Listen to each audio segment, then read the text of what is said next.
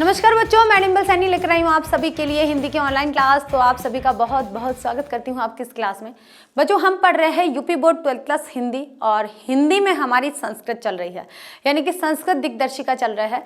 और संस्कृत दिग्दर्शिका में अभी तक हमने 3 चैप्टर कर लिए हैं। पहला था भोजस्य उदाहरणम, दूसरा नंबर का था हमारा संस्कृत भाषा महत्वम, तीसरा जो चैप्टर था हमारा आत्मज्ञ एवं सर्वज्ञ। आज हम एक नया चैप्टर स्टार्ट करने जा रहे हैं जिसका नाम है जातक कथा। अब बच्चों ये कहेंगे कि जातक का मतलब क्या होता है। जातक का मतलब होता है एक नवजात शिशु को जातक बोल देते हैं, या बच्चे को जातक बोल देते हैं, या कोई ऐसी कथाएं जिनसे नीति और धर्म को बताया जाता है। यानी नीति क्या है और धर्म क्या है। नैतिकता और धर्म को बताने के लिए भगवान बुद्ध ने अपने ग्रंथ त्रिपिटक में, यानी कि भगवान बुद्ध ने जो भी कथाएं कही है उन कथाओं को जातक कथा कहा जाता है। और माना जाता है कि ये जातक कथाएं ही कथाओं के रूप में सबसे प्राचीन कथा मानी जाती है। तो कम से कम 600 कथाएं यहाँ पर संकलित की गई है। और ऐसा भी कहा जाता है कि 600 कथाएं सारी की सारी भगवान बुद्ध की नहीं है, कुछ उनके शिष्यों द्वारा भी कही गई है। तो जो भी शिष्य थे उन्होंने जातक कथा के रूप में नीति और धर्म का अनुसरण करने के लिए और नीति धर्म को इस संसार में स्थापित करने के लिए जातक कथा के माध्यम से लोगों को सुनाना शुरू किया, ताकि लोगों को पता चले, मनुष्य को ये ज्ञान हो कि नीति क्या है और धर्म क्या है, नैतिकता का आचरण कैसे करना चाहिए, धर्माचरण कैसे करना चाहिए। सारी चीजें जातक कथा के माध्यम से भी जान सकते हैं। तो यहाँ सबसे पहले हम थोड़ा सा इंट्रो देखेंगे कि जातक कथा होती क्या है। हम पढ़ रहे हैं जातक कथा। क्या पढ़ रहे हैं? जातक कथा। और जातक कथा यहाँ पर हम लेखक के रूप में कह सकते हैं या रचनाकार, ठीक है। रचनाकार का अगर नाम बोलते हैं तो भगवान बुद्ध। कौन है? भगवान बुद्ध माने जाते हैं।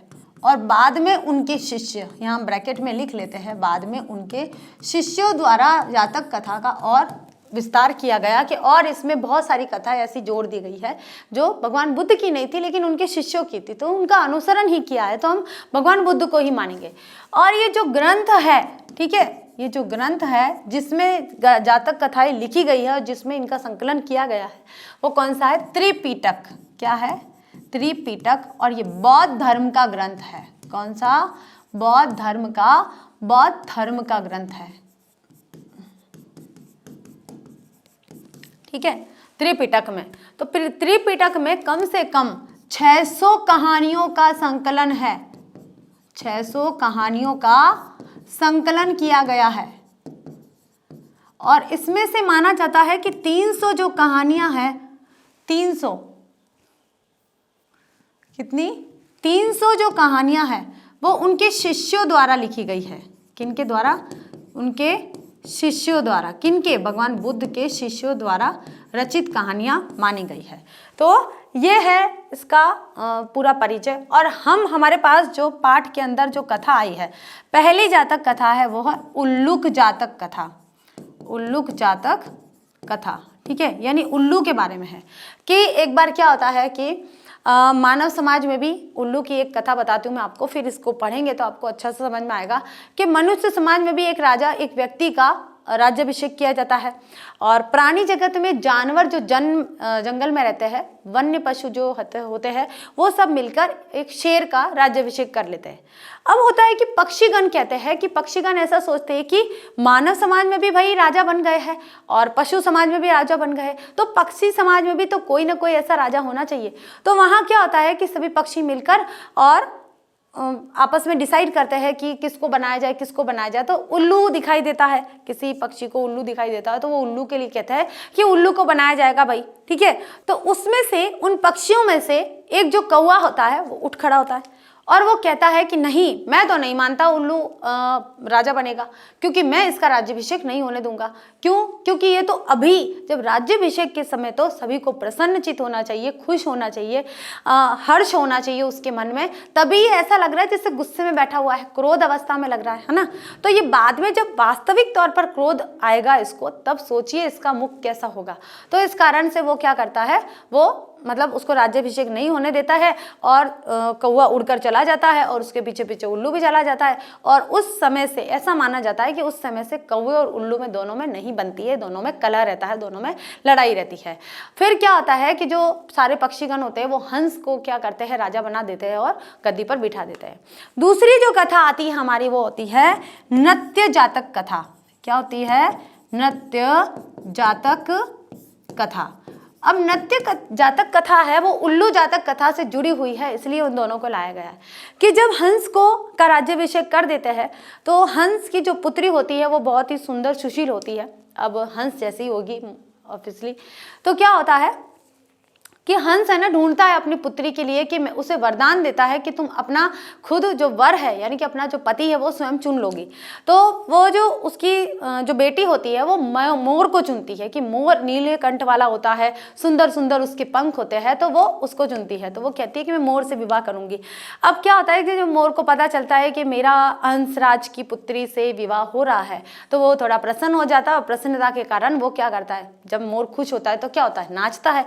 अब जो नाचता है तो वो अपने पूरे पंखों को ऊपर फैला देता है और जैसे ही पंख ऊपर फैल जाते हैं तो उसका जो नग्न शरीर है वो दिखाई देता है। तो सभी जो पक्षीगण है वो हंसते हैं और हंसराज को भी पसंद नहीं आता है कि जो हंस होता है राजा, उनको भी पसंद नहीं आता है कि ऐसे प्राणी से मैं अपनी पुत्री का विवाह करूंगा, तो वो मना कर देते हैं। वो जो मयूर है वो वहां से हट जाते हैं, मतलब वो चला जाता है और जो हंस है वो अपने ही भांजे के साथ में अपनी पुत्री का विवाह कर देता है और ये कहानी ऐसे समाप्त हो जाती है।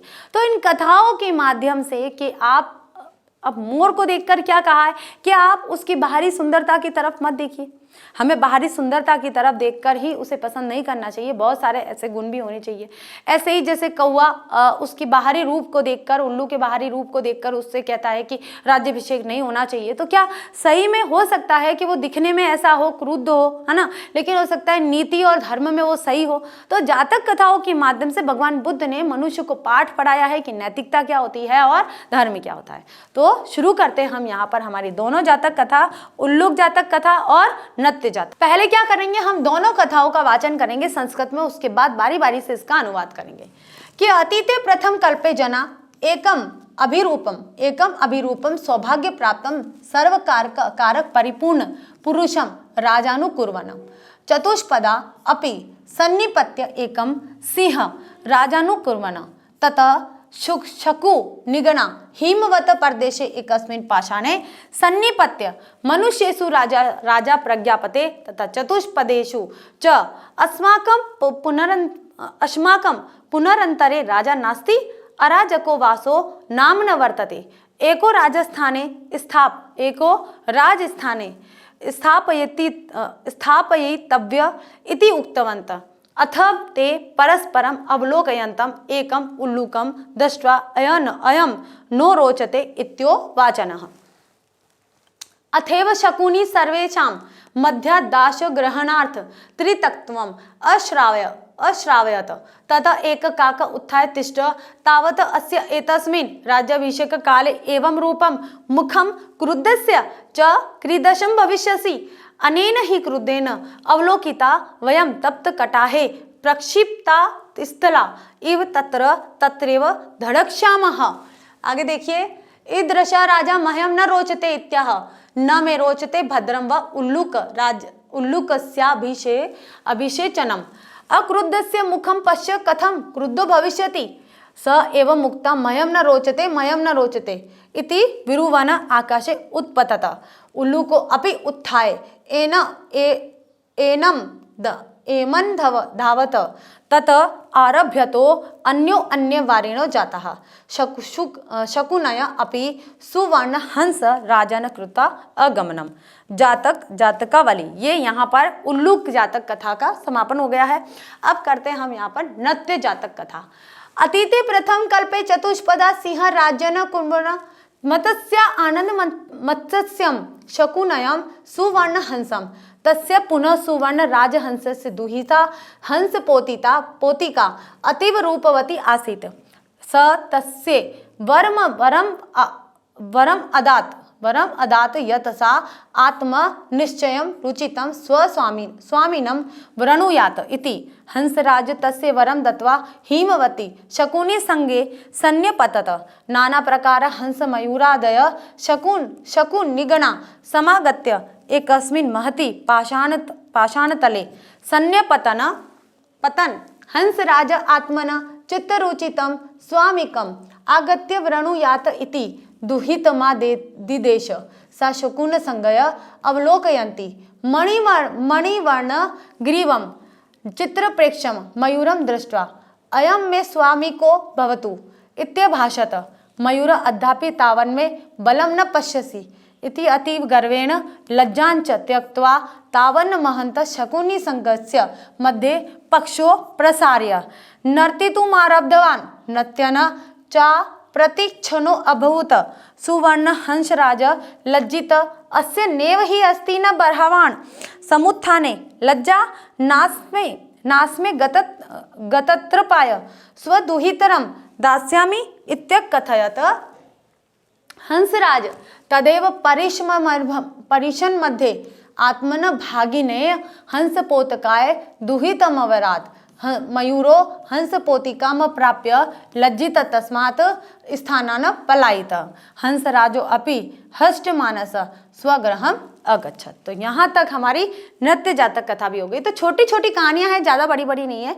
पूरी जातक कथा जितनी भी त्रिपिटक में जातक कथा है वो सारी की सारी छोटी छोटी कथाओं के माध्यम से नीति और धर्म का पाठ पढ़ाया गया है।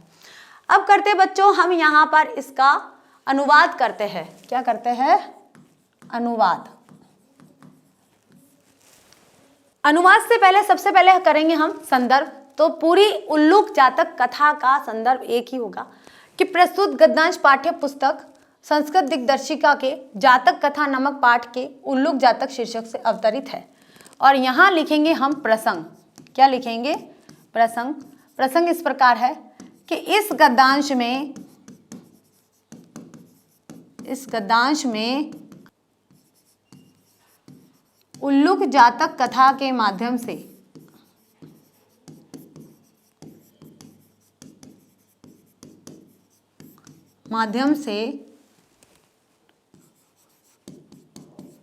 नीति व धर्म का उपदेश दिया गया है।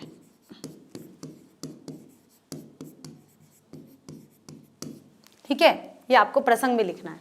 अब चलते इसके अनुवाद की तरफ कि अतीते प्रथम कल्पे जना। अतीते का मतलब क्या होता है? प्राचीन काल में। प्रथम कल्पे जना, जना का मतलब होता है लोग, बहुत सारे लोग। एकम अभिरूपम, अभिरूपम का मतलब होता है सौभाग्य प्राप्तम। अभिरूपम का मतलब होता है एक सुंदर सौभाग्यशाली, सौभाग्य प्राप्तम सौभाग्यशाली। सर्वकार का परिपूर्ण के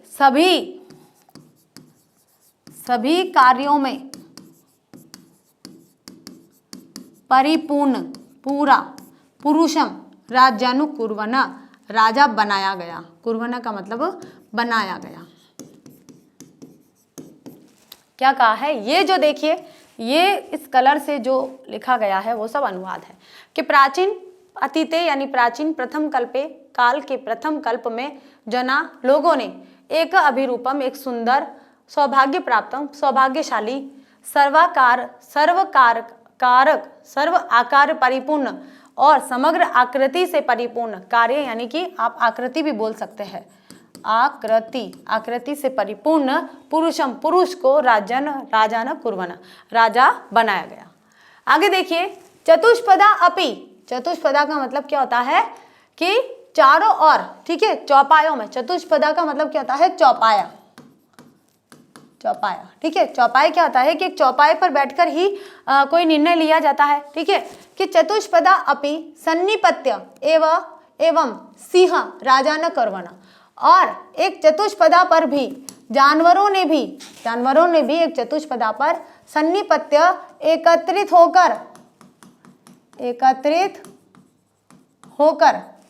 होकर एक शेर को राजा बनाया। कि एक जगह तो देखा कि एक मनुष्य को राजा बनाया, एक पुरुष को राजा बनाया है, और एक जगह चौपाए पर क्या बनाया गया, शेर को राजा बनाया गया। तथा वहां शकुनिगणा हिमवता, शकुनिगणा का, शकु कौन होता है, पक्षीगण, निगण, शकुनी का मतलब होता है पक्षी, कि यहाँ पर जो पक्षीगण है, पक्षीगण हिमवत, हिमालय, प्रदेशे, प्रदेश में, एकस्मिन एक पाषाणे, पत्थर पर, सन्निपत्य, एकत्रित होकर, इकट्ठे होकर, सन्निपत्य एकत्रित होकर, के तथा उसके बाद जो पक्षीगण है वो हिमालय प्रदेश में एक पत्थर के शिला पर एकत्रित होते हैं। मनुष्येषु राजा प्रज्ञापते तथा चतुष्पदे च यानी और, के मनुष्यों में भी राजा सुना जाता है और चौपायों पर भी, यानी कि जानवरों पर भी। ठीक है, चौपाए भी बोल सकते हैं और जानवर भी बोल सकते हैं, कि जानवरों में भी राजा सुना जाता है और मनुष्यों में भी राजा सुना जाता है। अस्माकं पुनरंतर राजा नस्ति, नहीं है कि हमारे बीच में, पुनरअंत यानी कि बीच में, कि हमारे बीच में राजा नहीं है। कौन कह रही है, पक्षीगण कह रहे हैं कि मनुष्यों के बीच में भी राजा सुना जाता है और पक्षियों जानवरों के बीच में भी राजा सुना जाता है, तो हमारे बीच में कोई राजा क्यों नहीं है। आगे देखिए कि अराजको वासो नाम न वर्तते, अराजको का मतलब होता है बिना हना। ठीक है, वासो का मतलब रहना, वासो यानी रहना, नाम न वर्तते, के बिना राजा के, अराजको, यानी कि बिना, राजको यानी राजा के, कि बिना राजा के, वासो के रहना, नाम न वर्तते किंचित नहीं है। एको राज स्थाने स्थापयितव्य इति उक्तवन्तः, किसी एक को राजा के पद पर, किसी एक को राजा के पद पर, कि राजा के स्थान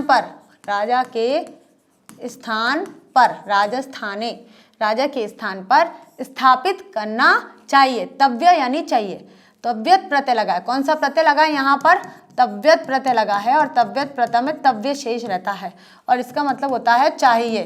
ठीक है, तो स्थापित यानी कि स्थापित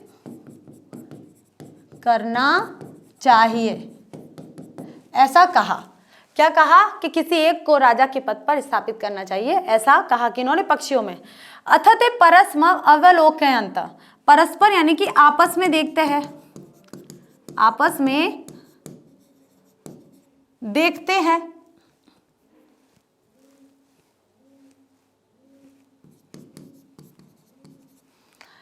एकम उल्लुकम, एक उल्लू को, दृष्ट्वा देखकर, अयम न रोचते इत्योवाचः, क्या, अयम नो रोचते इत्योवचन, ऐसा उन्होंने कहा। क्या कहा, अथते तब उन्होंने, ते यानी कि उन्होंने, कि उन्होंने आपस में एक दूसरे को देखा और फिर उल्लू को देखा। आपस में देखते हुए, एक दूसरे को देखते हुए सभी ने उल्लू को देखा, और उल्लू को देखकर कहते हैं कि हमें तो यह अच्छा लगता है भाई, हम इसे राजा बनाएंगे।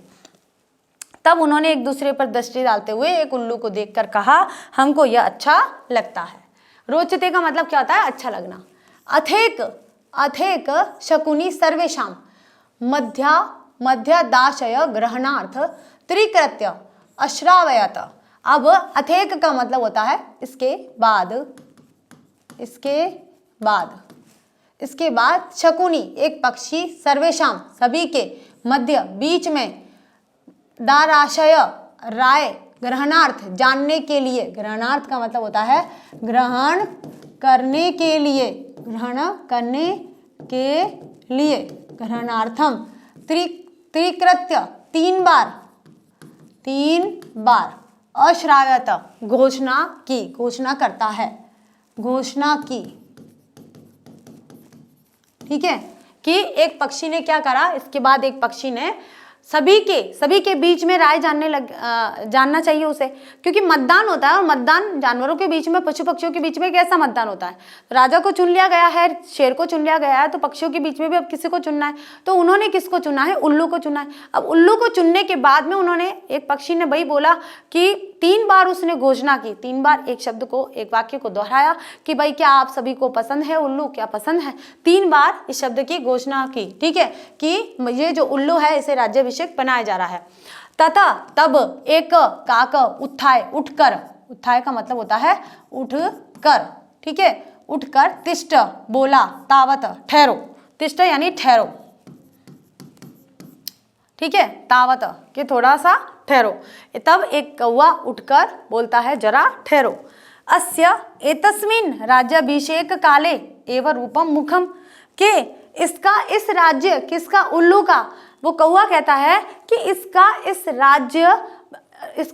इस राज्याभिषेक के समय ऐसा मुख है उल्लू का। अब होगा जैसा ही होगा भाई, चेंज थोड़ा ना करेगा, वो राज्याभिषेक राजा बनने वाला है, तो ऐसा नहीं है कि अपने कोई फेस पे कोई फेस पाउडर लगा के तो आ नहीं सकता है, ठीक है, उल्लू है वो, है ना। तो वो जो कौवा है वो कह रहा है, खुद को तो देखता नहीं है, खुद कितना काला है वो तो देखता नहीं है, और उल्लू को कह रहा है कि राज्याभिषेक के समय इसका ऐसा मुख है, हो सकता है गुस्से वाला हो, ऐसा मुख है। क्रुद्धस्य च कीदृश भविष्यसि, तो क्रोधित होने पर कैसा होगा? कि राज्याभिषेक के समय इसका ऐसा मुंह हमें दिखाई दे रहा है, क्रुद्ध जैसा, तो सोचो कि जब इसको गुस्सा आएगा तब कैसा मुख होगा। वो एक कल्पना कर रहा है, ठीक है, कि क्रुद्ध से च कीदृश भविष्यति, कैसा होगा, तो क्रुद्ध होने पर कैसा होगा। अनेन ही क्रुद्धेन, अनेन का मतलब इसके बाद ही, क्रुद्धेन क्रुद्ध होकर, अवलोकिता देखने पर, वयम हम, तप्त कटाके हम गर्भ कड़ाही में, कटाके का, कटाहे का मतलब क्या होता है? तप्त यानी गर्म, और कटाहे का मतलब कढ़ाई में या बर्तन में बोल सकते हैं। प्रक्षिप्त स्थिला, प्रक्षिप्त स्थिला, इव, इव का मतलब होता है समान, तत्र वहां, तत्रेव मही ही, वहीं पर, धड़कशाव, धड़कशामः यानी कि भुन जाएंगे, भुनेंगे, बुनेंगे, ठीक है। प्रक्षिप्त का मतलब होता है डाले हुए, तिला, तिल, तिल होते हैं ना व्हाइट कलर के जो होते हैं, सफेद तिल जो होते हैं जिनसे तेल निकाला जाता है, उसके लिए कहा जा रहा है। तो कौवा क्या कह रहा है कि जब राज्याभिषेक के समय इसका ऐसा मुख है, तो सोचो क्रोध अवस्था में होगा, जब क्या होगा कि अनेन ही, इसके क्रुद्ध होकर देखने पर, तो अगर वो क्रुद्ध होगा, जब मान लो कि अभी ये राज्याभिषेक है और अभी प्रसन्नता है इसके मुख पर, तब इसका मुख ऐसा है कि इसके मन के अंदर प्रसन्नता है, खुशी है, तब इसका मुख ऐसा क्रोधीला है। तो मान लीजिए जब क्रोधित अवस्था में होगा तब क्या होगा, तो तब हम क्या करेंगे कि हम तब तक कटाहे कि गरम कढ़ाई में डाले हुए, प्रक्षिप्त डाले हुए, स्थिला तिल की समान, वहां वहीं बुनेंगे, यानी कि उसमें बुन जाएंगे, हम पूरी तरह से जल जाएंगे, क्योंकि ये जो उल्लू है अपना वास्तविक क्रोध का जो मुख है वो उस समय प्रकट करेगा, और उस मुख को देखकर हम गरम कढ़ाई के अंदर जैसे तिल कैसे चटक चटक के भुन जाते हैं, वैसे ही हम भी भुन जाएंगे। आगे देखिए, ईदृशो राजा महान रोचते इत्याह, तो ऐसा राजा मुझे अच्छा नहीं लगता है, ठीक है। कौन बोला है? ये कौवा बोला है कि ऐसा राजा तो मुझे बिल्कुल भी पसंद नहीं है। आगे देखिए, न में रोचते भद्रम व उल्लकस्य राज्याभिषेचनम, कि मुझे आपका उल्लू तो राज्याभिषेक करना अच्छा नहीं लगता है, मुझे आपका उल्लू को राज्याभिषेक जो करना है वो अच्छा नहीं लगता है।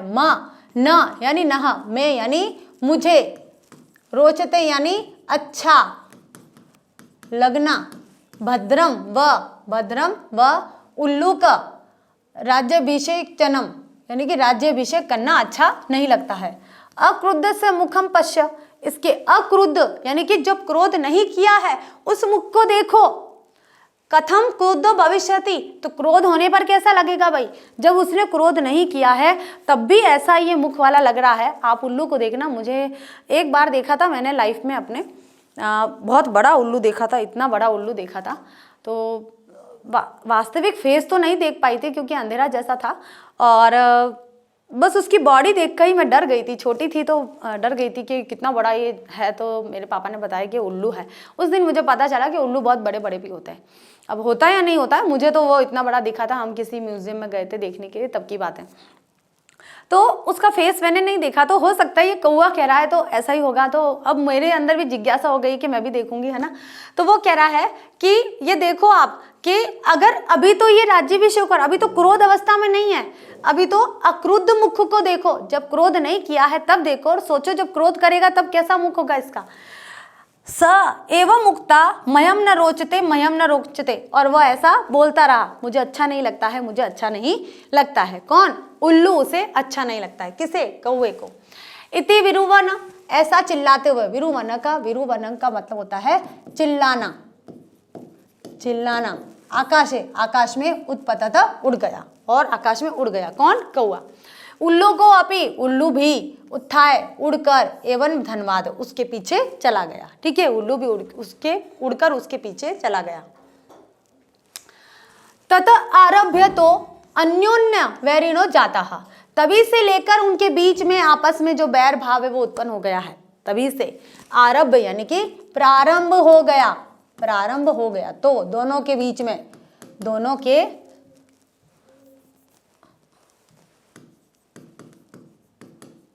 के बीच में अन्योन्य, एक दूसरे के प्रति, वैरिणो यानी कि बैरी हो गए।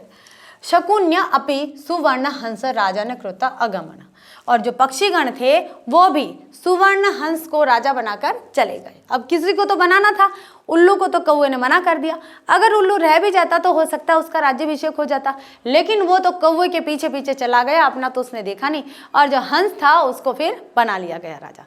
तो ये थी उल्लू की कथा, उल्लू जातक कथा। तो उल्लू के बारे में आपने देखा कि कैसे उसको राजा बनाया जा रहा था, लेकिन कौवे ने बीच में टांग अड़ाकर उसके राज्याभिषेक को रोक डाला और हंस को बना दिया। अब चलते बच्चों, हमारा यहाँ पर दूसरी जातक कथा है, नृत्य जातक कथा। ठीक है, नृत्य जातकम। तो नृत्य जातकम कथा में क्या होता है, मैंने आपको थोड़ा सा इसका हिंट दे दिया था कि क्या होता है, और ये उल्लू कथा से जुड़ा हुआ है थोड़ा सा। ठीक है, सबसे पहले हम संदर्भ देखेंगे कि प्रस्तुत गद्यांश पाठ्य पुस्तक संस्कृत दिग्दर्शिका के जातक कथा पाठ के नृत्य जातक कथा नामक पाठ से संग्रहित किया गया है। अब यहाँ पर हम इसका प्रसंग लिखते हैं। तो प्रसंग ये लिखते हैं कि इस गद्यांश में नृत्य की स्थिति से मयूर की, नृत्य की स्थिति से मयूर को लिखेंगे, है ना, मयूर को या मोर को होने वाली हानि के बारे में बताया है।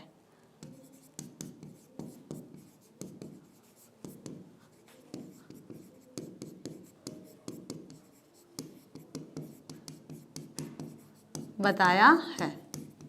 ठीक है, या फिर ऐसे कह सकते हैं कि समय को ध्यान में रखकर ही हमें कोई कार्य करना चाहिए।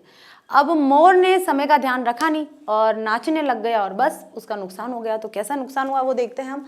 यहाँ से शुरू होती है हमारी कहानी नृत्य जातकम कथा कि अतीते प्रथम कल्पे, जब अतीत प्राचीन समय में जब समय शुरू हुआ था कि अतीते यानी कि प्राचीन। ठीक है, अतीते का मतलब विगत भी होता है और प्राचीन भी होता है, एक ही बात है कि प्राचीन के प्रथम कल्प में चतुष्पदा चौपायों ने सिंह राजा न कुर्वना, सिंह को राजा बना दिया गया। उल्लू कथा में हमने देखा कि मानवों ने पुरुष को बना दिया, मानव जाति में पुरुषों को एक राजा बना दिया गया, और चौपायों में यानी कि जानवरों में भी शेर को राजा बना दिया। जो पक्षीगण थे वे वाद विवाद कर रहे थे, उल्लू को चुना, लेकिन कौवे के कारण, कौवे की ऐसी बातों के कारण जो उल्लू है वो भी कौवे के पीछे पीछे दुश्मनी को लेकर चला गया और अंत में उन्होंने हंस को, सुवर्ण हंस को राजा बना दिया गया। एम मत्स्य आनंद मत्स्यम, और मछलियों ने आनंद मछली को और शकुन्य पक्षियों ने सुवर्ण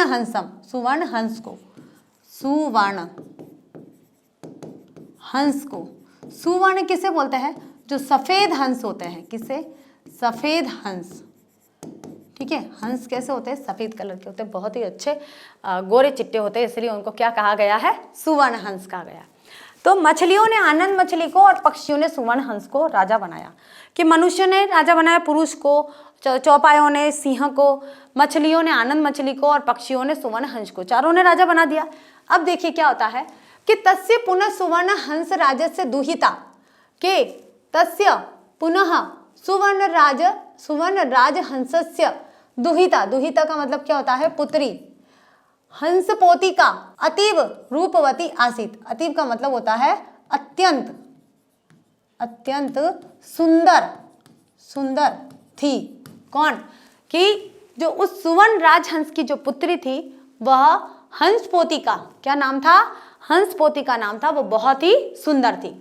स तस्य वरम अदायत, कि जो हंस था, सुवर्ण हंस था, उसने अपनी पुत्री को एक वर दिया। वरम यानी कि वर दिया, वर दिया। यत की, यत का मतलब होता है कि, उसने उस हंस कुमारी को वर दिया कि सा आत्मनिश्चय रुचितम, कि अपने मन के अनुसार, अपने मन के अनुसार उचित स्वामीन पति, स्वामीन पति वृणुयातः, चुन लो। ठीक है, चुन लो, कि अपने मन से अपने पति को चुन लो। ठीक है, अपने मन के अनुसार, कि वह अपने मनोनुकूल पति को चुन ले। हंसराज तस्य वरम दत्वा, हंसराज ने उसे वर देकर हिमवती, हिमालय, शकुन्य निश्चये सन्न्यपतत, सन्न्यपतत का मतलब होता है एकत्रित की, एकत्रित किया, कि ये वर दे दिया, ये वरदान दे दिया कि तुम अपने मन के अनुसार अपने पति को चुन लो।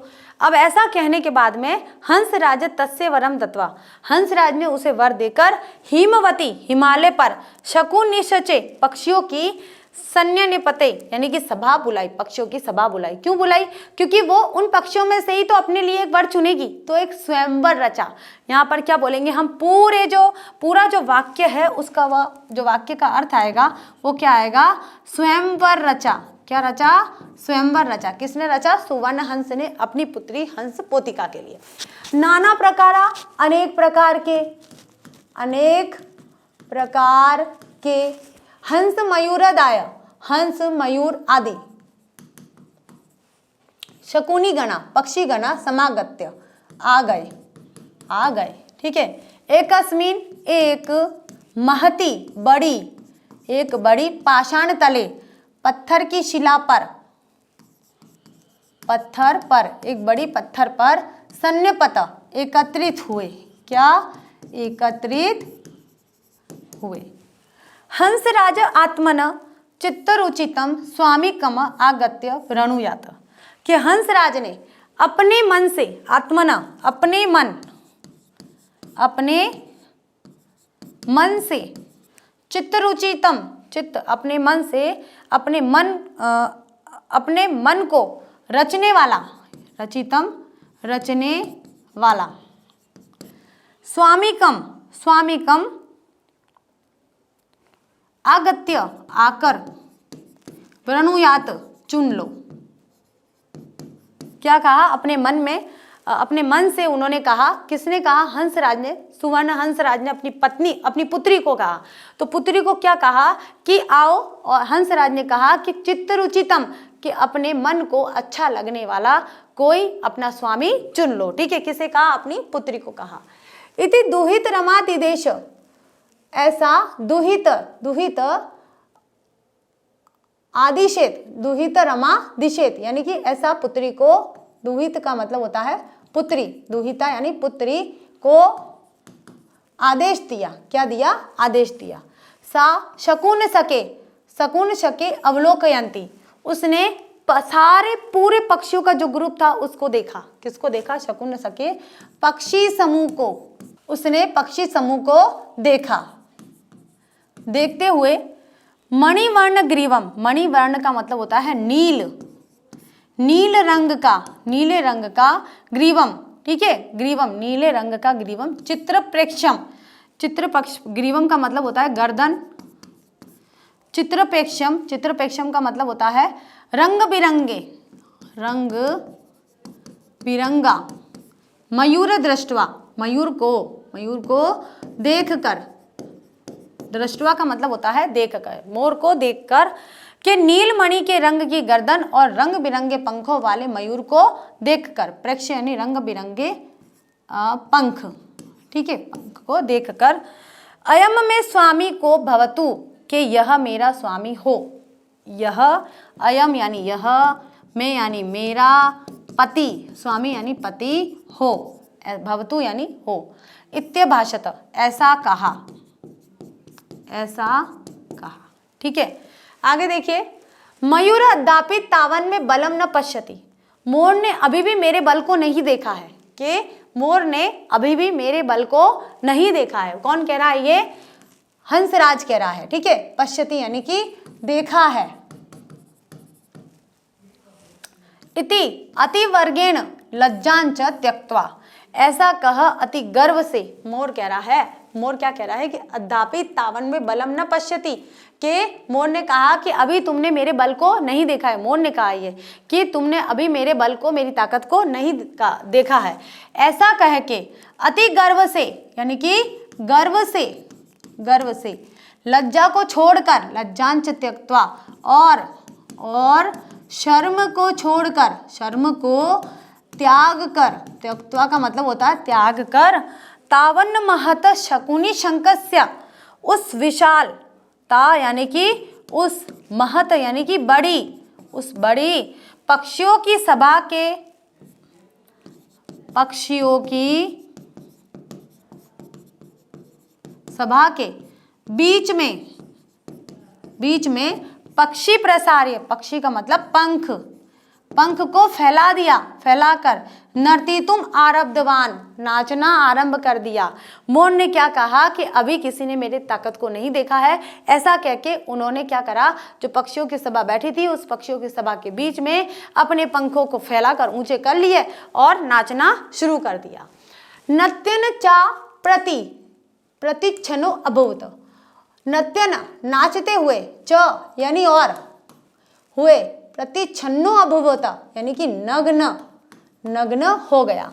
सुवर्ण राजहंस लज्जित, जो सुवर्ण राजहंस था, अब उसका जो दामाद होने वाला था वो ऐसे नाचेगा और सभी उसका मजाक उड़ाएंगे, तो जो राजा था, क्योंकि सुवर्ण राजहंस तो क्या था, राजा था, उसका राज्याभिषेक हो गया था, तो उसको अच्छा लगेगा क्या, मेरे दामाद की सब लोग हंसी उड़ा रहे हैं, तो कोई अच्छा समझेगा क्या। तो जो सुवर्ण राजहंस था वो बहुत लज्जित हुआ, उसको बहुत शर्म आई। अस्य नेव ही अस्ति, और उसने मतलब उसको बहुत ही ज़्यादा शर्म आई और इसे मतलब इसे लज्जा नहीं आती है कि इसे ऐसा, अस्य न एव ही अस्ति, कि यह, अस्य यानी कि इसके, इसको, न एव यानी कि नहीं, ही अस्ति है, इसे लज्जा नहीं है। न बरहानाम समुत्थाने लज्जा, और न पंखों को, बरहानाम का मतलब होता है ऊपर उठाना, पंखों को ऊपर उठाना, और न पंखों को उत्थाने, ऊपर उठाने में लज्जा है, यानी कि शर्म है या संकोच है। न तो इसे नाचने में कोई सुवर्ण राजहंस ने लज्जित होकर इसे न ही लज्जा है, ऐसा कहा। और क्या कहा, न बरहानाम समुत्थाने लज्जा, न इसे अपने पंखों को ऊपर उठाने में संकोच हो रहा है। नास में तत्राय स्वदुहितरम दास्यामि इत्यकथत, कि इस लज्जाहीन, क्या कहा है, नास में तत्राय, कि मैं इसे लज्जाहीन, कौन था यहाँ पर, मोर, कि मैं इसे अपनी पुत्री नहीं दूंगा, ऐसा कहा। किसने कहा, सुवर्ण हंस ने। हंसराज तदेव परिशन मंदे आत्मन भागिनाय, कि हंसराज ने उसी समय परिषद के बीच, परिषद यानी कि सभा के बीच आत्मन, आत्मन का मतलब अपने, भागिनेयाय, बहिन के पुत्र, भांजा बोलेंगे यहाँ पर, बहिन,